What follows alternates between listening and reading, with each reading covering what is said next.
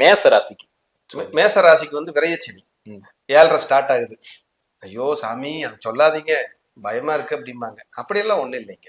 7.5 சனி start ஆனாலும் நான் முதல்லயே சொன்னதான், நீங்க உண்டு உங்க வேலை உண்டுன்னு அமைதியா நிதானமா போனீங்கன்னா அது ஒன்றும் பண்ணாது. அதுக்கு 2வது 12 ராசிக்காரங்களுக்கு அவங்களுக்கு என்ன தசாபுத்தி நடக்குதுங்கிறத நம்ம பார்க்கணும். அந்த தசாபுத்தியின் படிதான் அது வேலை செய்யும். கோச்சாரம்ங்கிறது நம்ம வீட்டுக்கு வர்ற கெஸ்ட், தசாபுத்திங்கிறது நம்ம வீட்டிலேயே இருக்கிற ரிலேஷன்ஸ், நம்ம கூடவே இருக்கிற அப்பா அம்மா மாதிரி.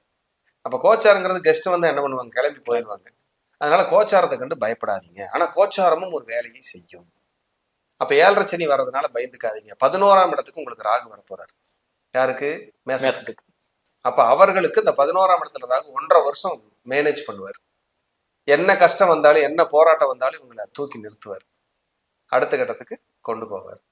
இவ்வளவு இருக்கும்போது கவலைப்படுறதுக்கு ஒண்ணுமே இல்லை அப்படிங்கிறது என்னுடைய கருத்து. Super super. பொதுவா சனி தான் ஆயுள் காரகன். நம்ம உயிர் வாழணும்னா ஆயுள் நல்லா இருக்கணும் இல்லையா? கண்டிப்பா. சனீஸ்வரன் இல்லைன்னா நீங்க உயிரோடவே இருக்க முடியாது, அதான ஃபேக்ட்.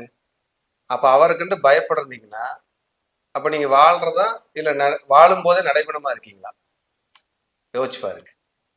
அப்ப நம்ம வாழணும், நம்ம வாழ்க்கைக்கு தேவைன்னா சனீஸ்வரனுடைய ஆசீர்வாதம் ரொம்ப முக்கியம்.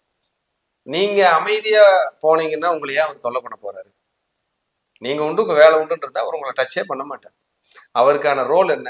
நீதி, நேர்மை, உழைப்பு, உண்மை, தர்ம சிந்தனை, இதெல்லாம் தான் வேணும்.